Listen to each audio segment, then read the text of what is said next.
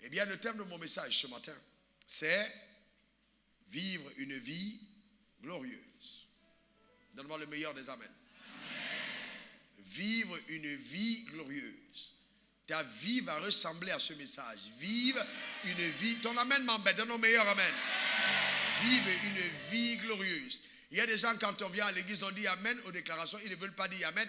Vous ne savez pas quelles sont les intentions. Toi, dis ton amen sans tenir compte de ton voisin. Alléluia.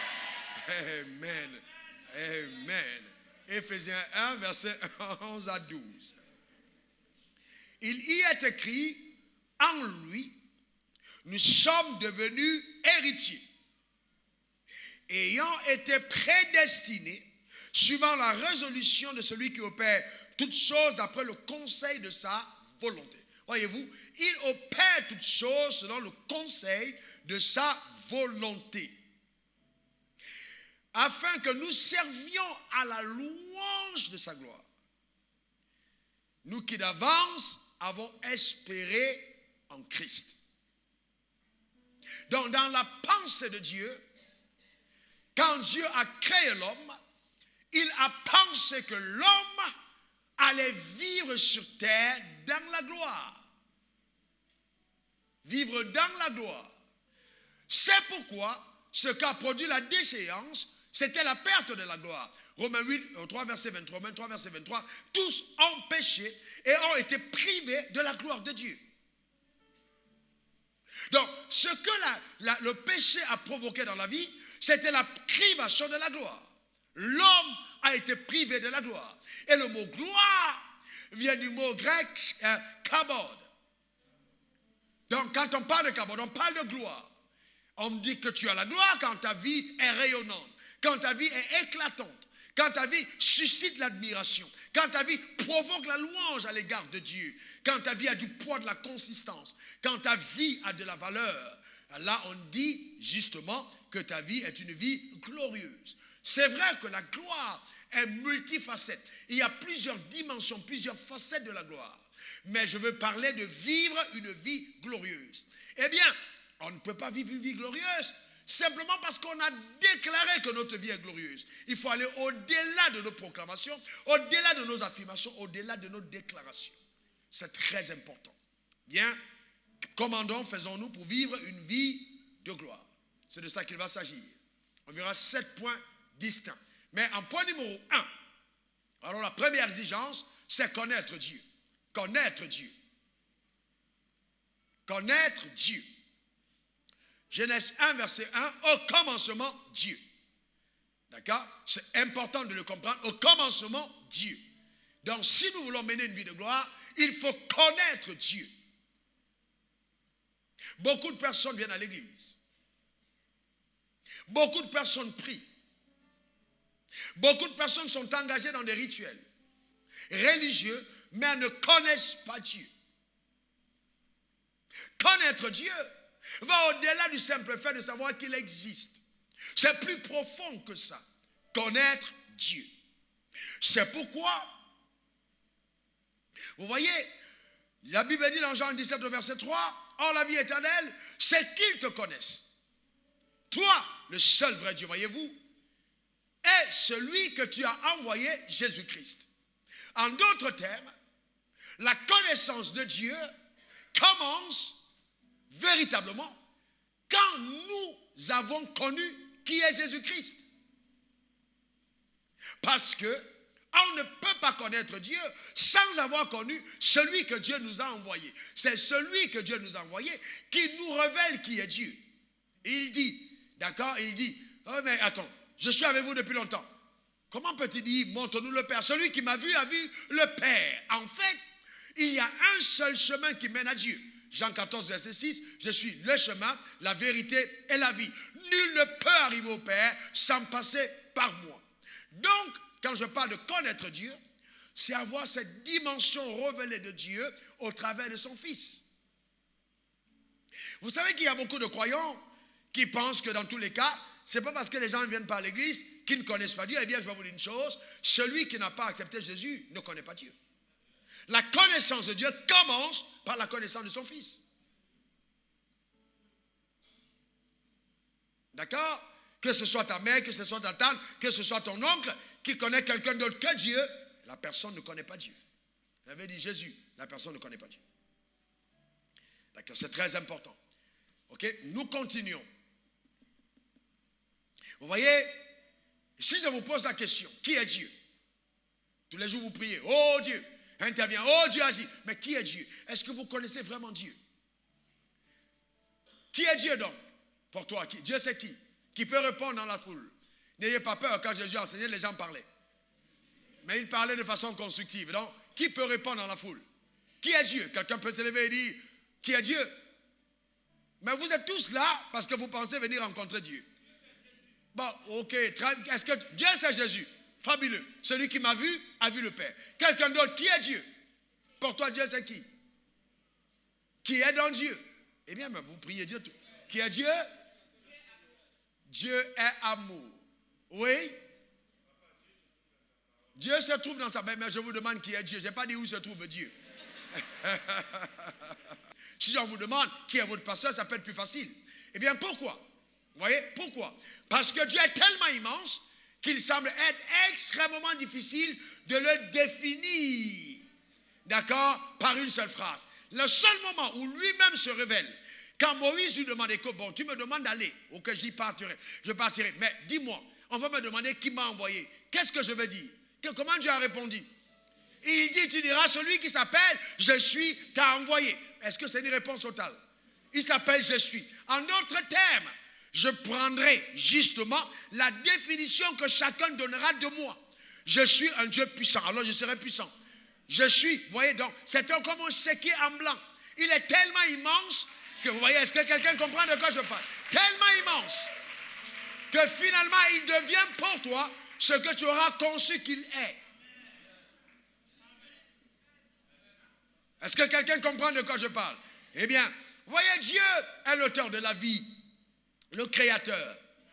Celui qui a commencé tout sur la Bible dit, celui qui produit en nous la vie, le mouvement et l'aide. C'est l'être le plus extraordinaire de l'univers. Même les personnes qui disent qu'elles sont athées parce qu'elles contestent son existence. Donc, quelque part, vous ne contestez que ce qui est.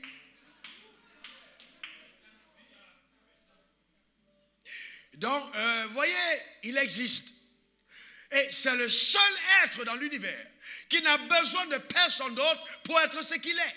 La plante a besoin de la terre. Le poisson a besoin de l'eau. L'homme a besoin de Dieu. Mais Dieu,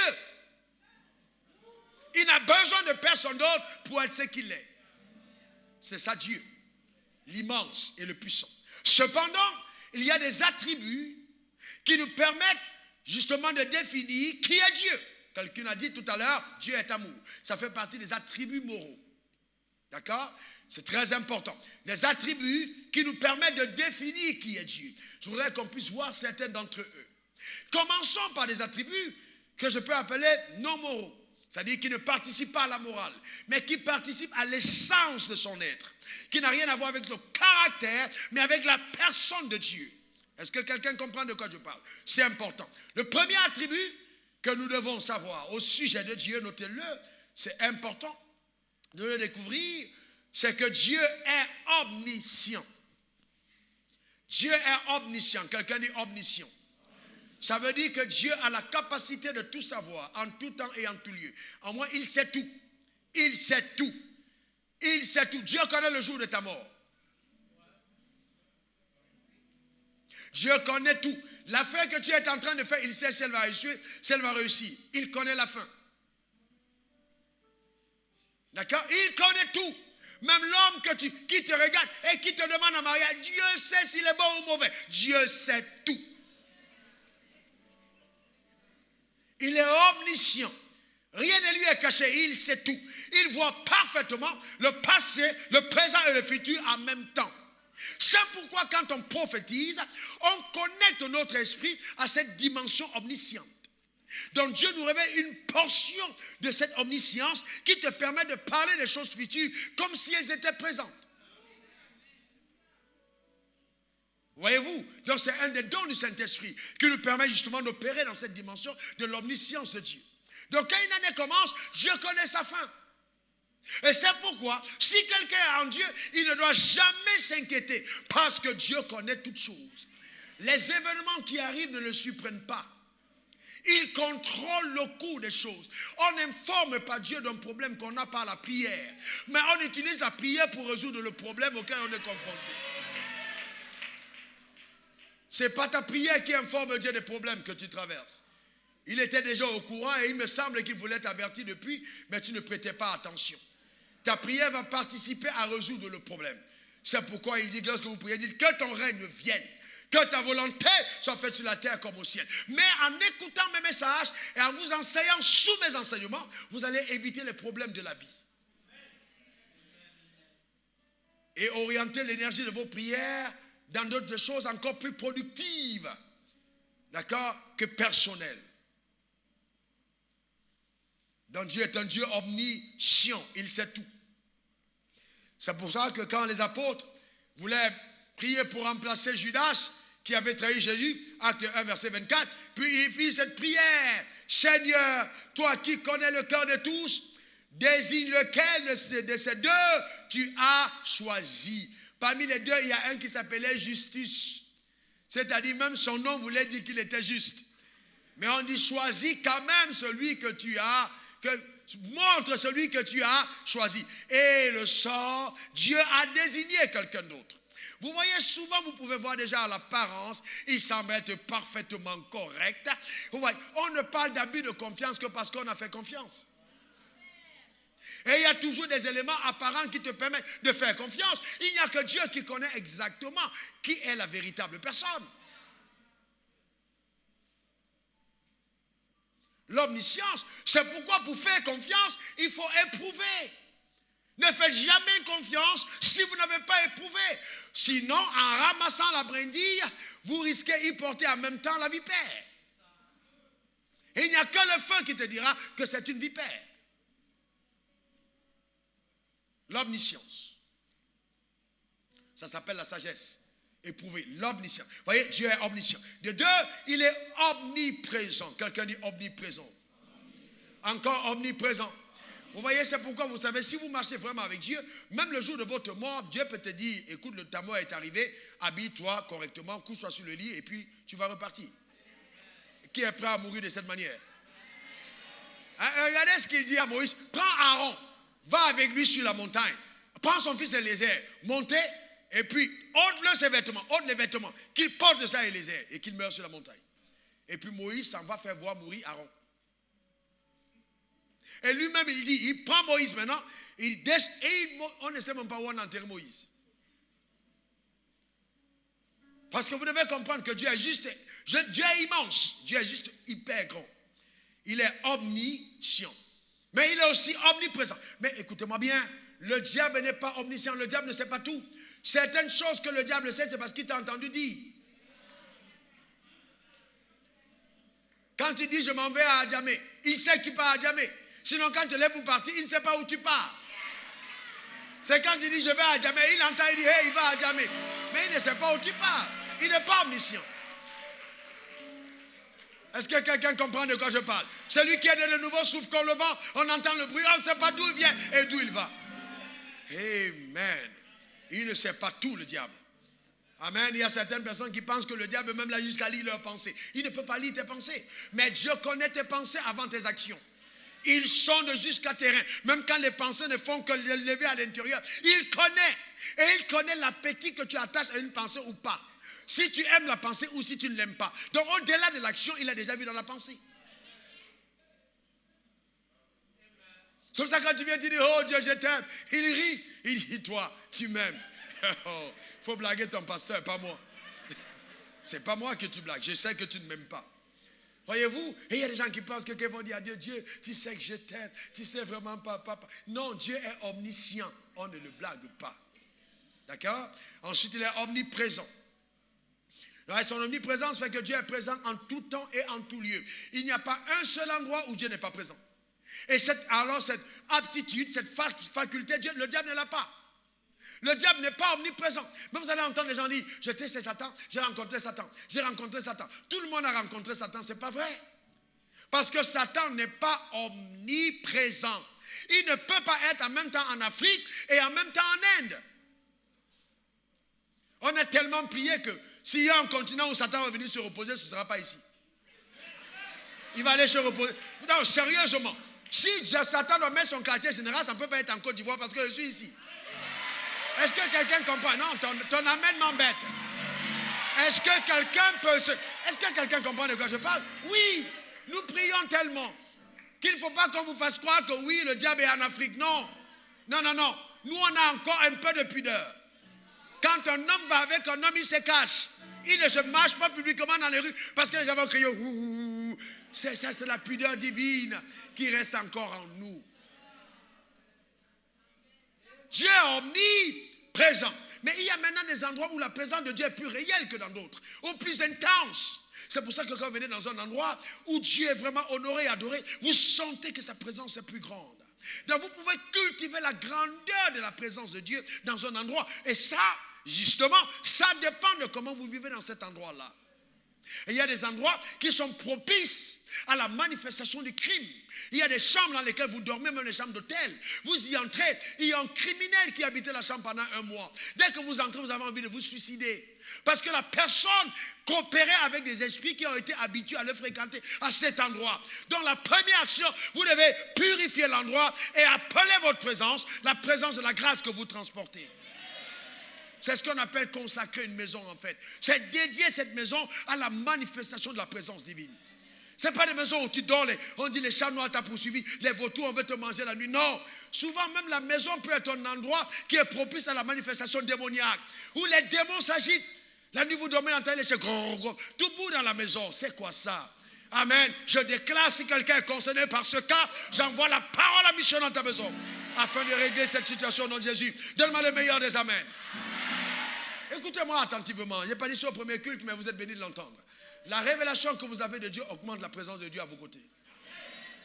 La révélation que vous avez de Dieu augmente la présence de Dieu à vos côtés. Vous voyez, il y a une conscience. Il y a des gens, quand ils veulent prier pour les gens, oh, je ne suis pas trop concentré. Moi, je n'ai pas besoin d'être concentré pour prier. Non, non. Dès qu'il faut, je n'ai pas une maison de dire oui, je vais d'abord aller en retraite. Ce n'est pas une question de retraite. Le policier ne va pas te dire non, il faut d'abord que j'aille prier avant de siffler la voiture. Il fait prime, la voiture s'arrête. Terminé. Est-ce que quelqu'un comprend de quoi je parle? Oh, Dieu t'a revêtu d'autorité. La présence de Dieu est manifeste au travers de ta vie au nom de Jésus. Donne-moi le meilleur des amens. Voyez donc Dieu, Dieu est omniprésent. Ensuite, il est omnipotent. Un jour, j'étais chez moi et j'étais en train de lire la Bible. Comme c'est ma coutume, et je chantais en même temps. J'adorais Dieu quand ton couple a sonné. Et le monsieur arrivait avec sa femme qui était sérieusement malade. Vous pouvez le voir à vue d'œil que la femme était malade. Donc j'entends la voix du Seigneur qui me dit fais asseoir la femme à ta place. Mais moi je n'avais pas compris pourquoi Dieu me demandait de faire asseoir ma place. J'ai juste obéi, j'ai fait asseoir la femme à ma place et je suis rentré au bureau. Donc je rentre au bureau pour écouter Dieu. J'ai appris une chose. Vous savez, il y a des gens quand ils viennent vous voir pour la prière, vous priez, vous sentez que l'onction ne passe pas. Vous savez, vous essayez, mais vous sentez qu'il y a quelque chose qui résiste. Il y a d'autres, dès qu'ils sont dans votre bureau et vous élevez la voix, vous sentez la coulée de l'onction. Tout ne dépend pas simplement de vous qui priez, mais de celui qui reçoit. Parce que vous pouvez prendre une sémence, par exemple, ça, et le mettre en terre, et elle ne pousse pas. Ça ne veut pas dire que la semence n'était pas bonne. Alors, la semence va révéler la qualité du sol. Donc ça veut dire que si le sol est mauvais, la semence ne poussera pas non plus. Voyez-vous? Donc, alors, j'ai fait asseoir la dame, et je suis entré à mon bureau, et j'ai commencé à demander à Dieu comment faire, parce que je voulais écouter le Seigneur me dit, retourne les voir. Quand je reviens, je vois la femme en train de transpirer à grosses gouttes. Et je lui ai demandé, mais pourquoi tu transpires tant? Elle dit, dès que je me suis assise, là où tu étais, quelque chose est entré en moi, j'ai senti une chaleur et j'ai commencé à transpirer. Mais qu'est-ce qui s'est passé? J'étais assis là. Voyez, vous devez être conscient du fait que les endroits que vous fréquentez quand vous êtes un saint de Dieu, mis à part, et vous vivez pour Dieu, ces endroits deviennent un endroit de manifestation de puissance de Dieu. Il dit à Moïse, ôte tes souliers, car l'endroit où tu te tiens est une terre sainte. Voyez-vous, c'est très important. Amen. Très important, très important. C'est important de le comprendre. Ok, donc il y a l'omniprésence. Maintenant, il y a aussi l'omnipotence. Quelqu'un dit omnipotence. L'omnipotence, c'est la capacité que Dieu a à pouvoir tout faire, en tout temps et en tout lieu. Cette aptitude que Dieu a à tout faire. Le diable n'est pas omnipotent. Non, il ne l'est pas. S'il était omnipotent, tu serais déjà mort. Parce qu'il a conjuré le sort de ta mort plusieurs fois. Plusieurs fois, on t'a maudit. Il t'a tendu les pièges, mais il n'a pas pu t'avoir. Parce que le dernier mot ne lui appartient pas. Est-ce que quelqu'un comprend de quoi je parle? Celui qui est omnipotent contrôle ta vie et ta destinée. Tu ne mourras pas avant ton heure. Donne-moi le meilleur de tes amens. Il contrôle ta vie.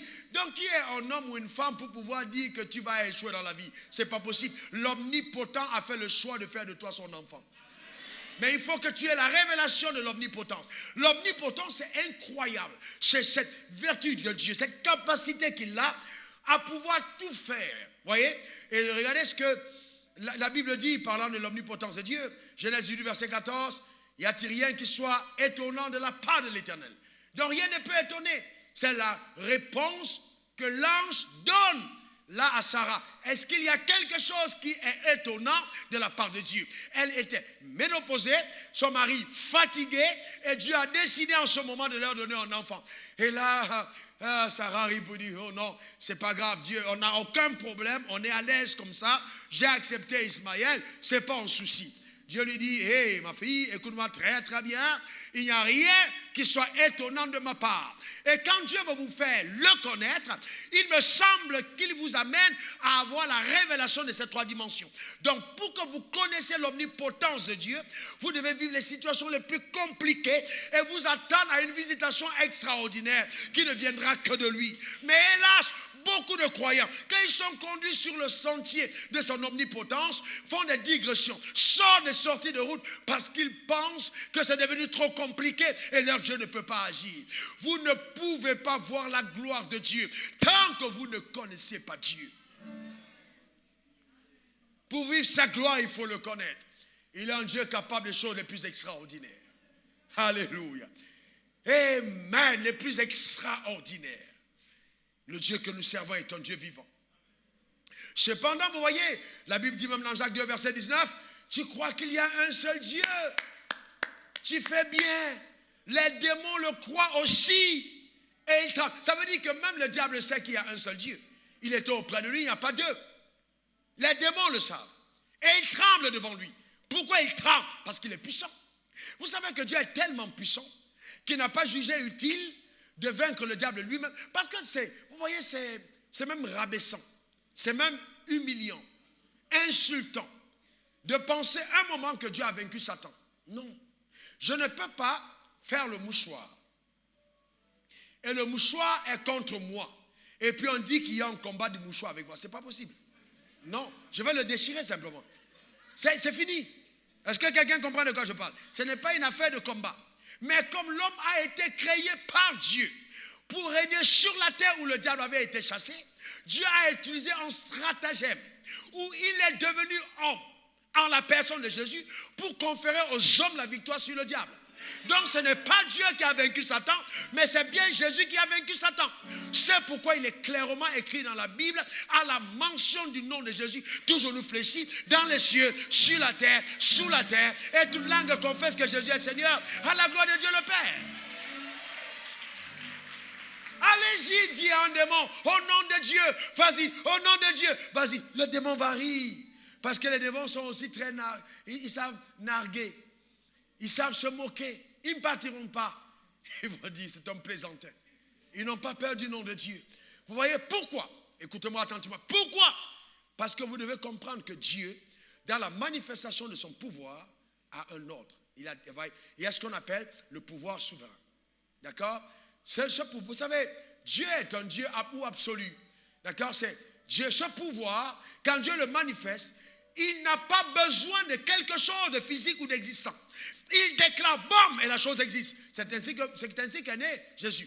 C'était le pouvoir absolu de Dieu. Et il dit, maintenant, le Saint-Esprit descend sur elle, elle devient enceinte. Donc, il n'y a aucun ordre, aucune loi préétablie qui permet à cette chose d'arriver, mais ça arrive. C'est la même chose qui se manifeste quand je prie pour quelqu'un et le kyste disparaît. Cette dame qui dit, à distance, il y avait des serpents dans mon ventre. Et paf, la parole est envoyée pour qu'ils disparaissent. Oui, c'est un pouvoir, là, le pouvoir absolu de Dieu qui travaille, qui opère au travers de sa parole. Cependant, Dieu est tellement intelligent qu'il n'a pas voulu que le pouvoir soit toujours manifesté de cette manière. Donc, il a aussi fait ce que j'appelle le pouvoir ordonné. D'accord? Quelqu'un dit absolu, ordonné. Encore absolu, ordonné.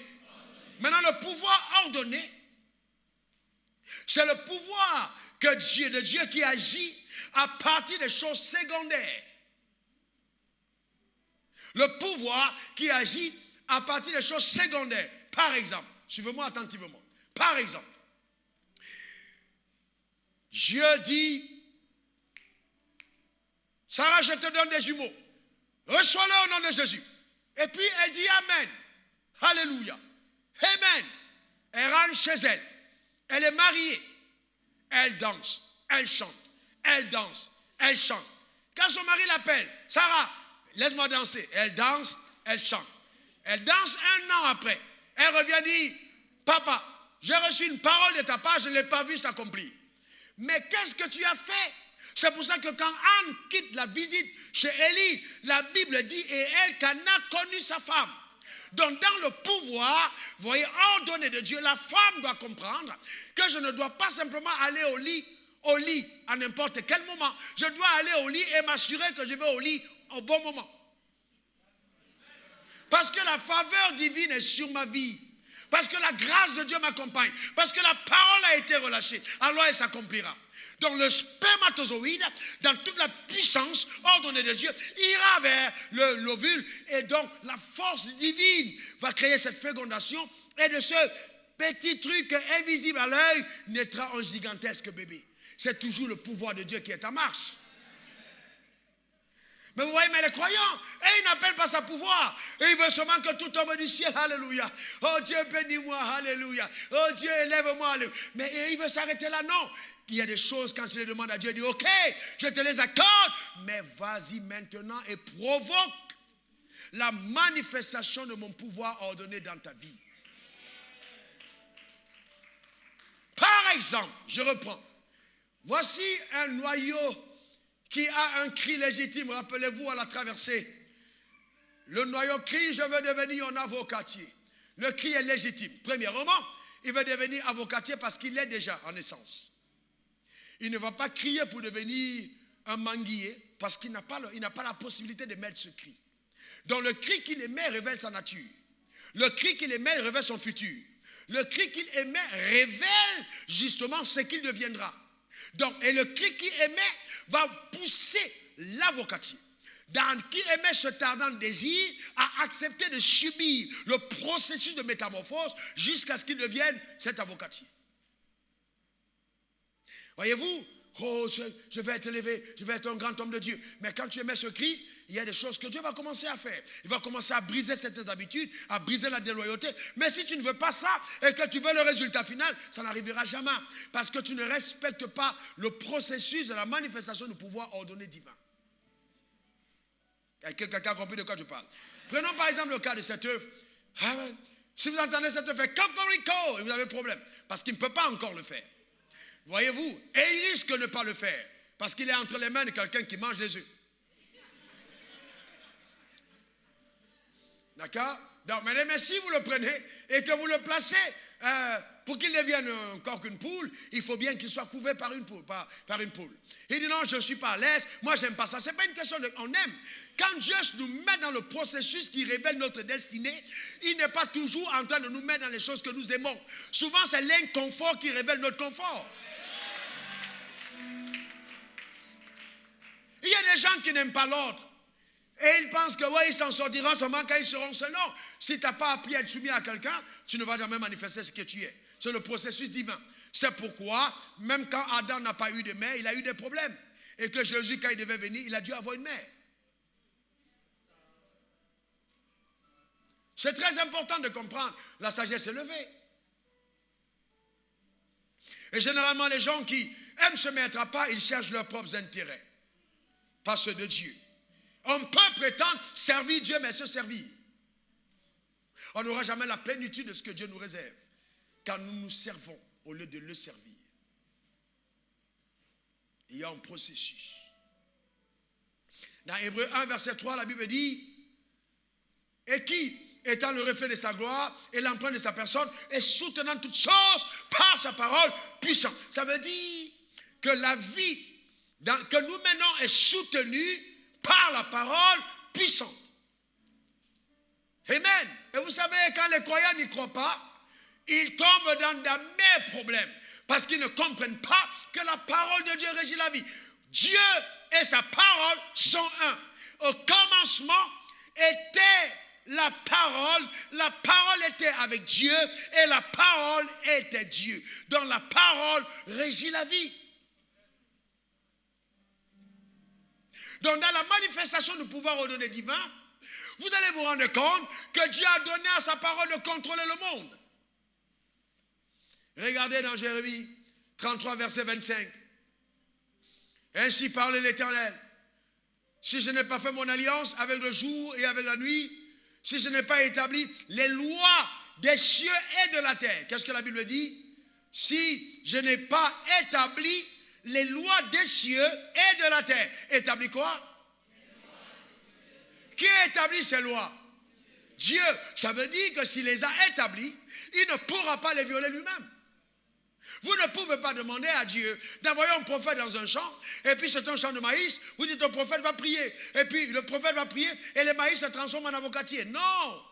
Il va plutôt prier, les maïs deviendront gros, deviendront sucrés, doux, agréables à manger, mais jamais des avocatiers. Pourquoi? Parce que la sémence mise en terre n'a pas été une sémence d'avocat. Parce que Dieu a établi ses lois, et il ne peut pas les briser. C'est une alliance qu'il a faite.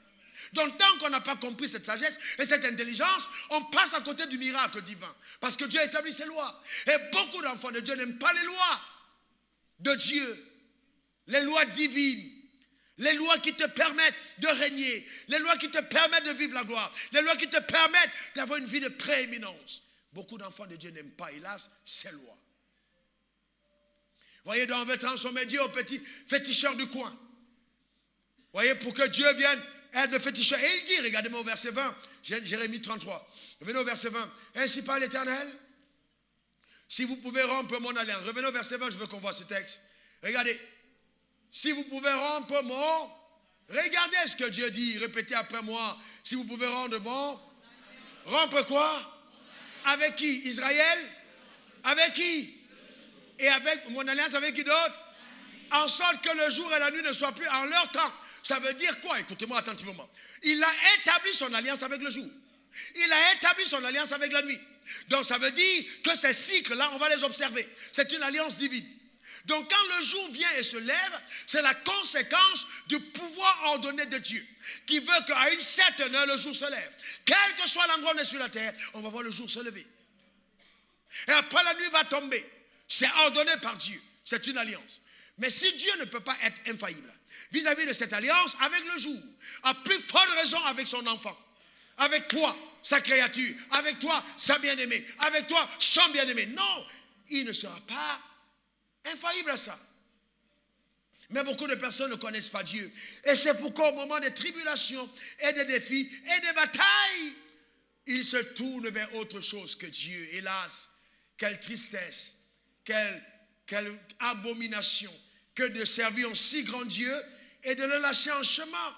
Voyez, quand vous connaissez Dieu de façon inéluctable, votre foi en Dieu grandit. Point numéro 2, ok?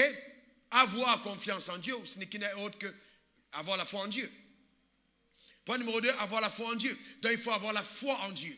Oh, lève ta main, dis Seigneur, aide-moi à avoir la foi en toi. Lève ta main, déclare-le sur ta vie. Alléluia.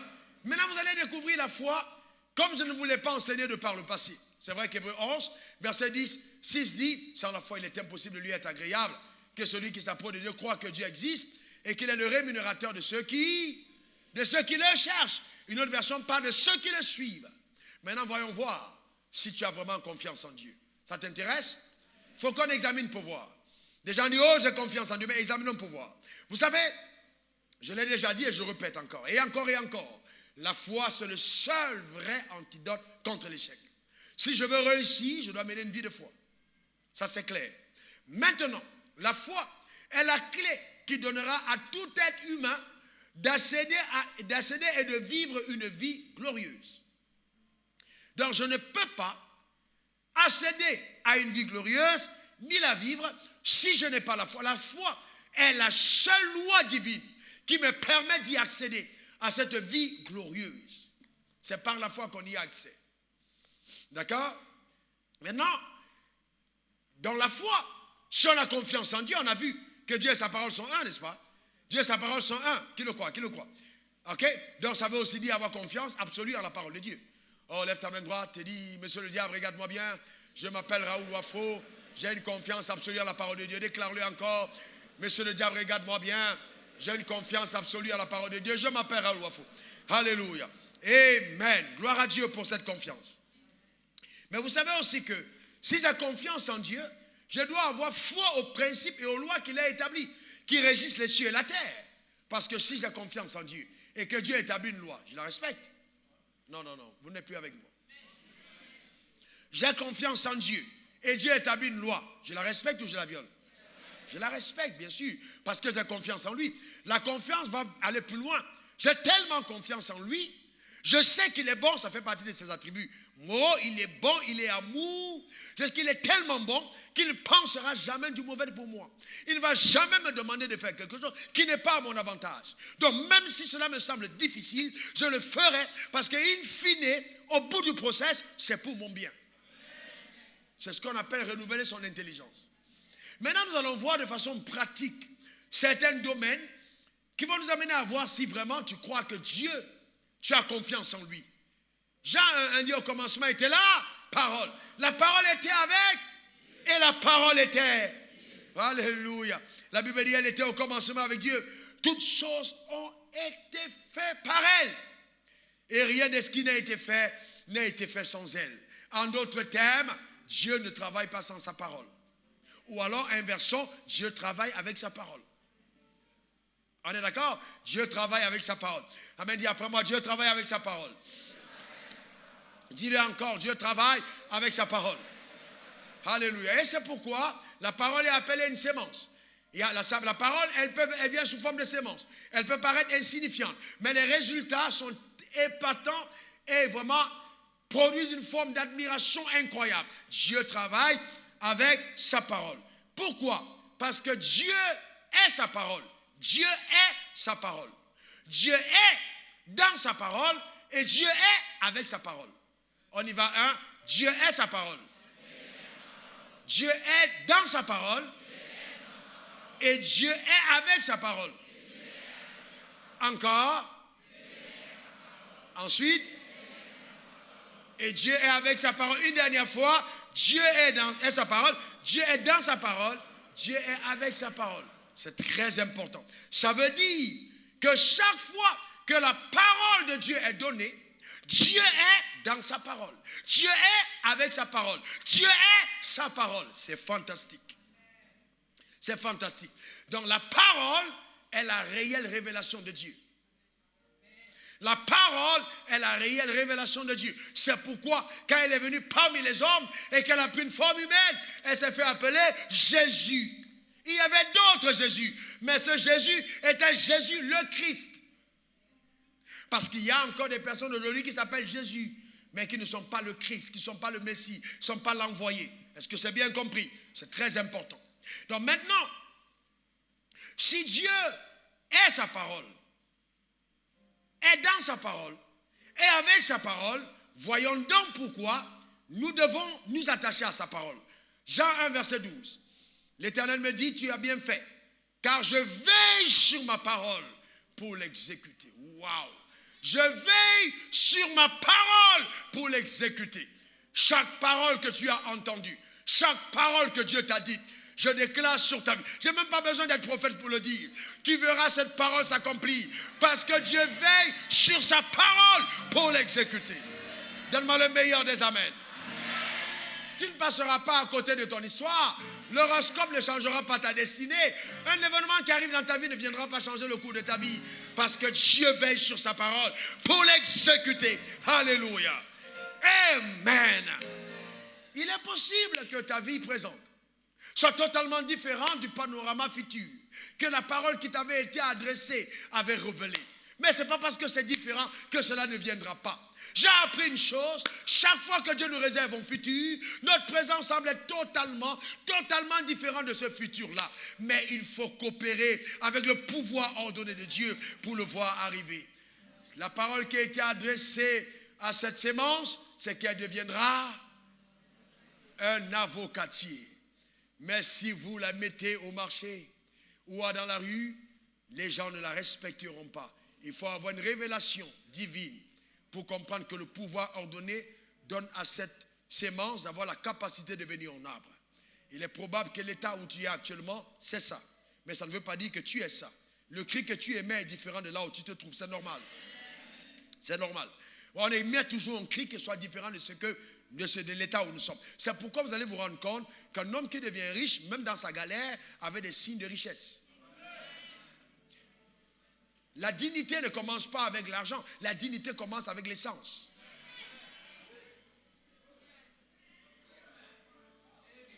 Ça commence avec... Même les indices de la royauté, mettez 2, 3 bébés ensemble, vous les faites marcher, vous voyez bien le futur roi. Il y a des bébés, quand ils voient des voitures d'un certain calibre, ils ne s'arrêtent pas. Mais quand tu vois, ils s'arrêtent, papa, je veux cette voiture. C'est un indicateur. Ne sois pas là pour dire non, il faut qu'on prie pour cet enfant, ce n'est pas un démon. Ce sont des prémices de la gloire future qui sont inoculées dans cet enfant. Et tu devras engager l'enfant dans le chemin de cette gloire. Nous, en Afrique, on a tué justement toute l'essence de la gloire déposée dans les enfants. Et on a mis des féticheurs pour faire des incantations. L'enfant, il a trop gros cœur. C'est un démon, ce n'est pas un démon. C'est un roi. Et souvent, il refuse les laits moins chers. Parce qu'il sait que c'est frélaté et ça vient de la Chine. Du mauvais endroit de la Chine. Et il veut seulement les choses qui coûtent cher. Ne t'inquiète pas. C'est un roi qui est né. Et donc ta foi a refusé de grandir, il va forcer ta foi. Amen. Et là, à ce niveau, ce n'est pas le moment de dire oui, bon, comme l'argent de mon mari ne suffit pas, il y a tel gars qui me brequait, il y a tel gars qui me draguait, il y a tel gars qui me faisait la cour, je vais faire un peu ouverture pour prendre son blé. Parce que chaque fois que tu récupères l'argent de quelqu'un, tu es en alliance avec lui. Et plus tard, ayant pris l'argent, tu peux ramener un enfant. Fais attention. Je dis bien ceci, même dans la maison de Dieu. Oui. Vous me regardez, vous savez de quoi je parle, vous me regardez. Oh oui. Comme vous savez, Dieu est dans sa parole. Vous devez faire tout pour que la parole de Dieu soit trouvée exactement dans votre marche. La parole de Dieu. Amen. La parole de Dieu. Regardons certains points. Vous savez, quand je parle, les gens disent, ouais, bon, pasteur, tu n'exagères pas un tout petit peu. Matthieu 22, verset 29, Jésus leur répondit, vous êtes dans l'erreur. Parce que vous ne comprenez ni les Écritures, ni la puissance de Dieu. Voyez, vous ne comprenez ni les Écritures, ni la puissance de Dieu. Mon but aujourd'hui, par les mots qui vont suivre, c'est amener chacun d'entre vous à comprendre et les Écritures et la puissance. D'accord? Et les Écritures et la puissance. Premièrement, on va voir 4 illustrations. Premièrement, le cas de tes parents sorciers. Cas pratique, ton père est sorcier. La Bible dit, oh non, ton père et ta mère. Ta mère est une grosse sorcière. Tu dis pas, pasteur, cette parole était donnée pour ceux qui ont une alliance. Ma mère n'est pas en alliance. La Bible n'a jamais dit ça. La Bible dit, honore ton père et ta mère. Mais la Bible n'a pas dit, prends position pour ta mère. C'est différent. Honorer ne veut pas dire aller avec elle dans ces choses. Mais si ta mère arrive chez toi, tu la reçois comme ta mère. Si on présente, tu donnes comme ta mère. Tu envoies l'argent à ta mère. Oh pasteur, depuis que j'ai essayé, toutes mes affaires ont échoué. Si donc la sorcière qui est ta mère réussit à paralyser tes affaires, j'ai un problème avec toi. Pas avec ta mère. Parce que ta mère est sorcière pour révéler ta foi. Oh oui. Ouais, ça peut révéler. C'est pas oui. Oui, vraiment, ma mère a tout bloqué. Oui, elle a bloqué comment? J'ai donné l'argent à ma mère, elle a envoûté l'argent. Non, c'est pas une question d'envoûter. Je vais te donner une technique. Toi, tu vas envoûter l'argent avant que ça ne parte. Tu ne vas pas envoûter, mais c'est une façon de parler. Il n'y a pas de mot divin. Tu vas enrober cette puissance du Saint-Esprit, cet argent du Saint-Esprit. Tu présentes ça devant Dieu, tu pries dessus. Et tu enrobes de feu. Tu mets dans l'enveloppe, tu envoies. Quand ça touche sa mère, elle commence à crier. Le feu est dans la maison. Elle renvoie l'argent parce qu'elle ne peut pas travailler avec. Ce sont des argents qu'on ne peut pas utiliser dans le monde mystique. Ne donnez pas votre argent comme ça. Parlez dessus. Même si quelqu'un vous doit l'argent, vous n'êtes pas obligé d'aller encaisser. Parlez sur votre argent. Il ne dormira plus la nuit. Il va vieillir avant son heure, jusqu'à ce qu'il revienne. Est-ce que quelqu'un comprend de quoi je parle? Le vrai problème, c'est que vous êtes enfant de Dieu et vous ne comprenez pas quelle puissance vous avez. Dieu a d'abord initié Moïse à la puissance, avant de l'initier à la parole. Quand il a transféré dans le test de la parole, il a échoué. Il a utilisé le bâton. Qu'est-ce que dans ta main? Un bâton. Maintenant, ok, présente-toi devant Pharaon. Il se présente, il dit Moïse, écoute, jette ton bâton. Il jette. Pharaon le regarde, il dit petit frère. Ça là, on connaît ça ici. Même haïtien jeté, il jette. Mais il a vu ce qu'il devait voir. Le serpent de Moïse n'a pas reculé. C'était puissance contre puissance, autel contre autel, pouvoir contre pouvoir. Et le serpent de Moïse a avalé celui de Pharaon. Mercredi soir, s'il y a un serpent qui venait contre toi, le tien va aller contre lui. Est-ce que quelqu'un comprend de quoi je parle? Ouais. Vous savez, on est trop gentlemen. Vous ne devez pas être gentleman à la sorcellerie. Hein? Non. La Bible dit que le sorcier ne vive pas. C'est-à-dire que si tu laisses vivre le sorcier, tes jours sont dangereux. On peut prier pour leur conversion, mais s'ils s'entêtent, il est mieux qu'ils quittent la terre plus tôt. Départ prématuré de la terre. Est-ce que quelqu'un comprend de quoi je parle? Il y a des gens qu'on attaque, il y a ceux qu'on n'attaque pas. Donc si tu honores ton père et ta mère, aucun malheur ne t'arrivera. La preuve, elle était sorcière, elle t'a porté 9 mois, elle n'a pas pu te manger. Elle t'a accouché, elle n'a pas pu te manger. Depuis que tu étais bébé, elle n'a pas pu te manger. Il y a des moments, elle t'a donné, on a refusé l'offrande. On dit on ne veut pas le prendre parce que tu étais protégé. Il y a des gens qu'on ne mange pas. En tout cas, moi, on ne me mange pas. Il y a des gens que la mort ne prend pas avant l'heure. Est-ce que quelqu'un comprend de quoi je parle? C'est comme ça que travaille sa puissance. Donc, quand la puissance de Dieu est relâchée sur ta vie, elle te garde avant que tu ne pries. Ton amen m'embête. Allez demander à Moïse, quand on l'a mis dans le buisson, qu'est-ce qui a fait qu'on regarde l'enfant et puis on trouve qu'il est beau? Il y a des gens, tu les vois, tu les aimes. C'est divin. Tu les vois, tu les aimes. Tu sais que c'est une connexion, ce n'est pas fabriqué. C'est une connexion. Oh, il a aimé. On a pu en amener à la maison. Et le problème de Moïse, c'est qu'il n'était ni parfaitement égyptien, ni parfaitement juif. Donc il était mélangé. En même temps, hébreu de naissance, égyptien de nationalité d'adoption. Donc, dans cette confusion étrange, Dieu l'a envoyé vers ses frères. Mais il a quand même pu être un leader parmi un peuple dont il ne connaissait pas la culture.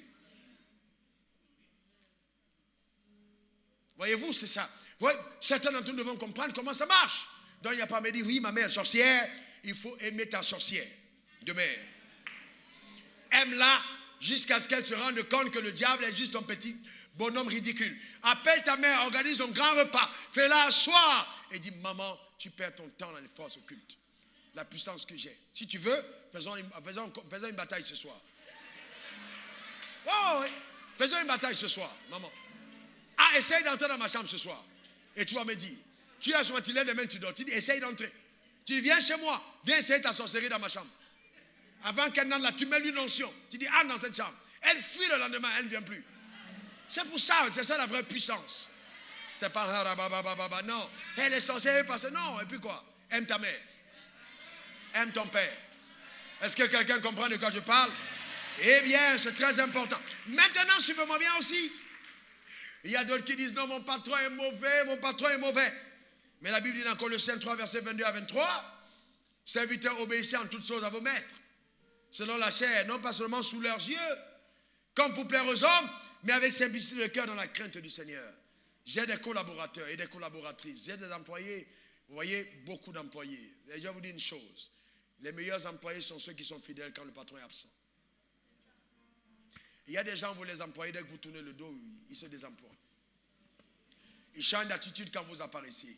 C'est des roublards, c'est des déloyaux, c'est des personnes qui ne savent pas où elles vont. Vous allez vous rendre compte que dans la vie, les gens qui arrivent toujours à rester pauvres ont les mêmes choses en commun. Ils n'aiment pas donner, ils sont toujours en retard. Ils se plaignent de tout. Quand vous voyez dans l'église une femme qui commence à se plaindre, à vous raconter, oui, moi je suis allégué depuis longtemps, quand elle commence, elle est en train d'être initiée à la vie qu'elle mène. Fais attention. Fais très attention.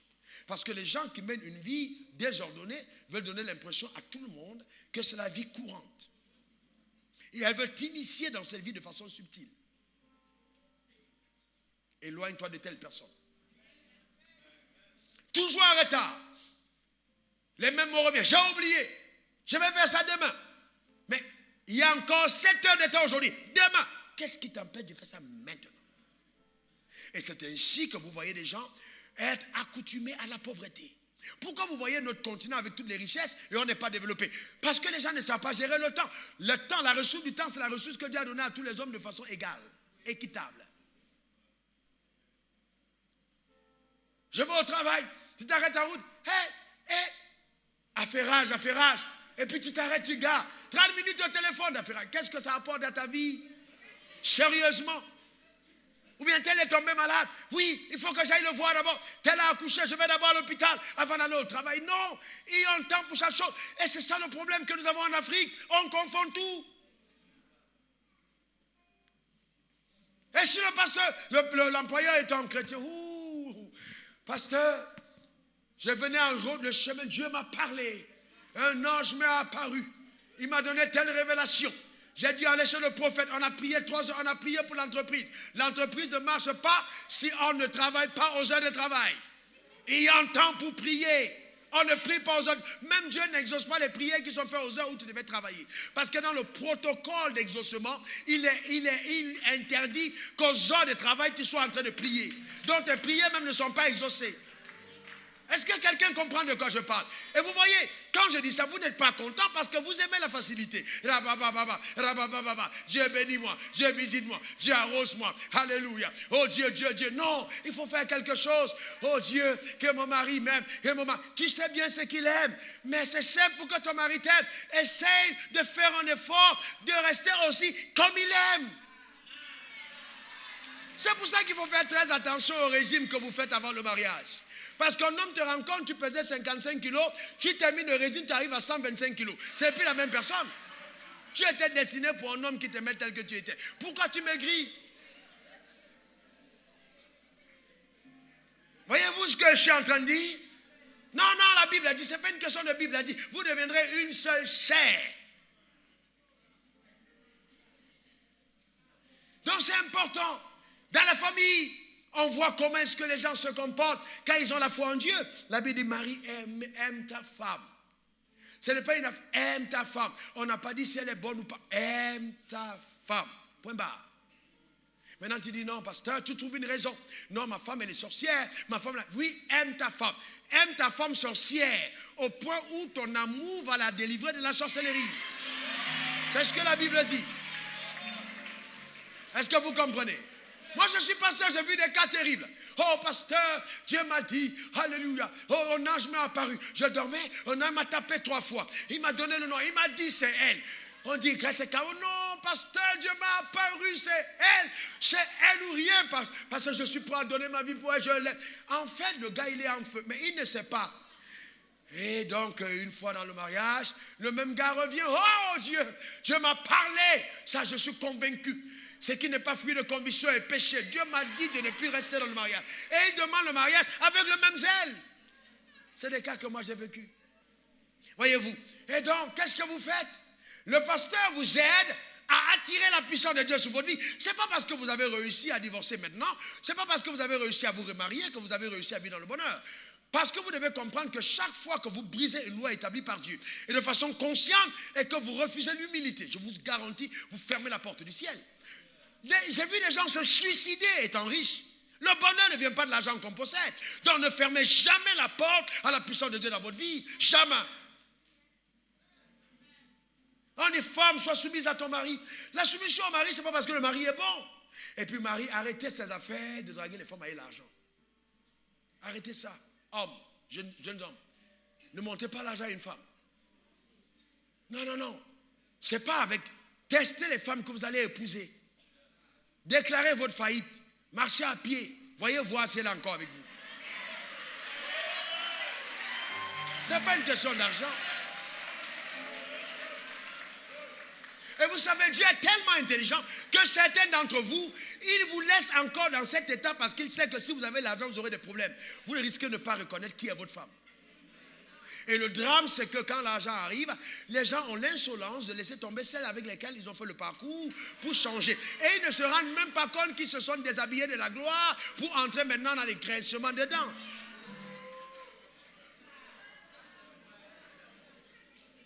Et on commence à trouver tout type de raisons. Quand tu étais piéton, tu n'avais rien, c'était la grâce. Maintenant que tu as un peu, et que tu manges, tu ne te rends même pas compte que quelqu'un fait sur le serpent. C'est le serpent. Les serpents se guettent à gauche, à droite. Et tu commences à avoir la tête perturbée parce que, amen, vous comprenez ce que je suis en train de dire? Oh, maîtrisez-vous. Maîtrisez-vous. Ce n'est pas avec l'argent. Même dans la maison de Dieu, on le voit. Ce n'est pas avec l'argent. Soyez des personnes qui honorent la parole de Dieu et qui marchent et vivent selon elle. Là, vous allez voir la puissance réelle de Dieu dans votre vie, dans votre mariage. Comment vous pouvez être marié? Vous êtes marié, vous savez bien que ce gars, il drague votre femme et vous acceptez les cadeaux dans votre maison. Vous êtes un complice de Satan. Je vous garantis, et toi et les cadeaux, je vous fais passer par le toit. Ce n'est pas le toit, c'est le toit. Ce n'est pas ni la fenêtre, ni la porte, c'est le toit. En sortant par le toit, et toi et tes cadeaux, vous atterrissez dehors. Parce qu'il faut quand même un peu de dignité, un peu de dignité. Soyez de la dignité, hommes, levez-vous. Montrez-vous digne, levez-vous sur vos places. Dignité, quand même. C'est la dignité quand même. Est-ce que quelqu'un comprend le code? C'est la dignité. Est-ce que vous êtes avec moi? C'est important. Même dans ma maison, je connais tous les habits de ma femme par cœur. Boucles d'oreilles, chaussettes, chaussées, je connais tout. Je ne veux aucun objet étranger dans la maison. Parce que les objets étrangers peuvent amener au malheur. Et peuvent fermer le ciel sur ma maison. Donc il faut non seulement le cadeau, mais il faut analyser l'esprit du cadeau. Donc ce n'est pas seulement le cadeau. Quel est l'esprit qu'il y a derrière? Même si elle n'a pas dit oui, mais elle a dit oui au cadeau, elle a déjà ouvert une porte pour que quelque chose arrive. J'ai dit non à ton cadeau. Attendez. Pourquoi est-ce que vous pouvez vivre comme ça, honnêtement? Non, je parle à celui qui me suit en direct. Ce n'est pas possible que ça se passe ici à l'église. À l'église, ce n'est pas possible. Dis à ton voisin, non, ça, ce n'est pas à l'église. Ici, ce n'est pas possible. Non, non, non, dis-lui encore à ton voisin, ce n'est pas possible. Amen. Et puis, n'envoyez pas vos femmes, oui, il faut aller le voir, il faut aller le voir. Toi, comme tu es une femme, va lui parler. Qu'est-ce que tu es en train de dire? Quand tu envoies ta femme pour dire, va parler à cet homme, va négocier. Tu es en train de marchander ta femme. Tu n'es pas Abraham. Ça, c'était dans la loi. Maintenant, tu ne peux pas donner ta femme pour l'argent. Tu ne peux pas faire ça. Et tu parles de la gauche confiance. Si tu as confiance en Dieu, attends que Dieu te rende visite. Honore les principes de Dieu. Attends Dieu. C'est lui qui t'a appelé. Tu as besoin de quelque chose, prie. Dieu prendra soin de toi. Je préfère mourir que d'être déshonoré en tant qu'homme. Il y a une dignité en tant qu'enfant de Dieu. Cette dignité propre. Je sais de quoi je parle. J'ai mangé du pain et du sucre. J'ai dormi chez moi. Ma mère était à quelques 200 mètres. Je ne suis pas parti manger chez elle parce que je suis un homme. C'est ça qu'on appelle homme.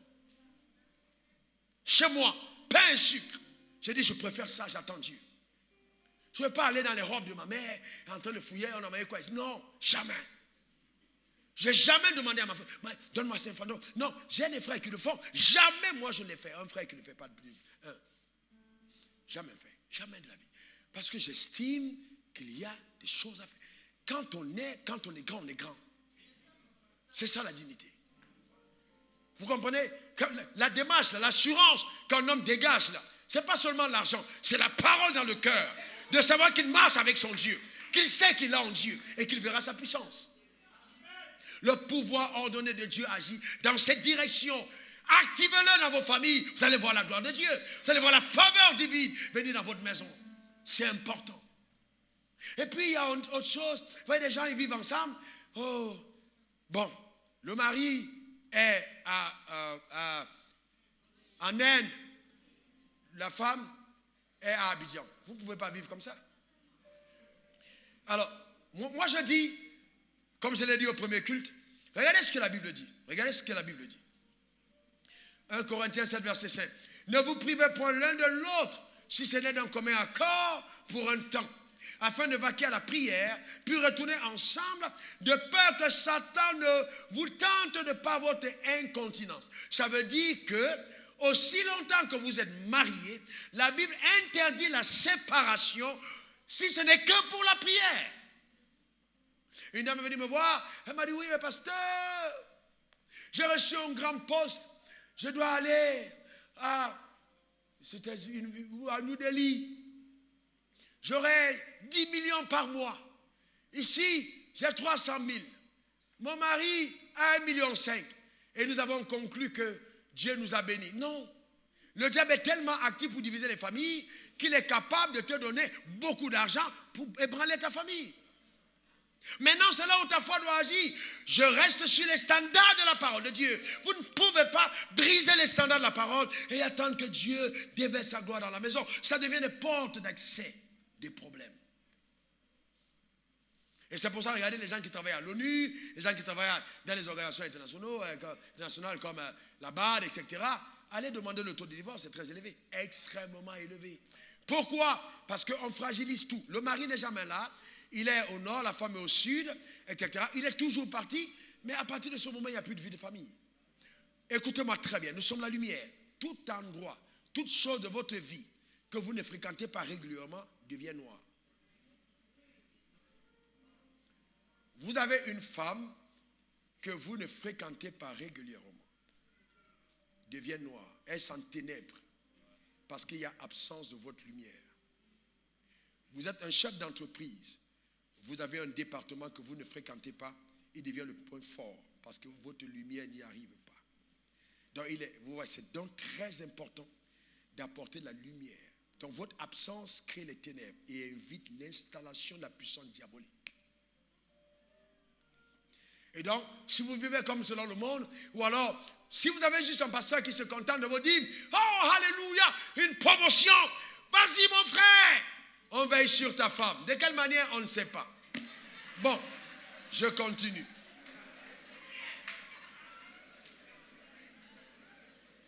Vous m'aimez toujours? Et donc, vous voyez, c'est important. Il y a aussi la question du pardon. Vous voyez, les chrétiens sont là, oui, je ne veux pas pardonner. Vous savez, c'est terrible. Dieu est dans sa parole. Quand Dieu te dit pardonne, il est dans sa parole. Il est dans sa parole.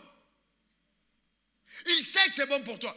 Celui qui ne pardonne pas perd sa paix, il perd sa joie, il perd sa productivité, il perd son intimité. Il ferme le ciel sur sa vie. Dieu te dit pardonne. Mais combien de fois vais-je pardonner à mon frère? 70 fois x 7 par jour. Oh non, mais pasteur, il est âgé. Oui, en fait, il est possible que ce gars ou cette dame a été mise à côté de toi pour t'entraîner à être performant dans le domaine du pardon. Chaque fois qu'un boxeur doit aller boxer, il a ce qu'on appelle sparring partner, avec qui il s'entraîne. Il y a des gens que Dieu met à tes côtés pour t'entraîner. Donc ces gens sont là, ils sont juste là pour t'entraîner à développer ta patience, à développer le pardon, à développer l'amour, à développer ceci. Si tout n'était que rayonnant autour de toi, tu ne comprendrais pas la puissance de la parole. Pardonne! Alléluia! J'ai tellement prié pour le pardon moi-même parce que je fus rancunier. Et Dieu m'a délivré. Aujourd'hui, j'ai atteint une dimension de pardon où j'oublie. Je causais avec ma femme récemment, mais j'ai oublié, j'ai vraiment oublié. J'ai une mémoire sélective. J'efface les mauvaises choses, je garde les bonnes.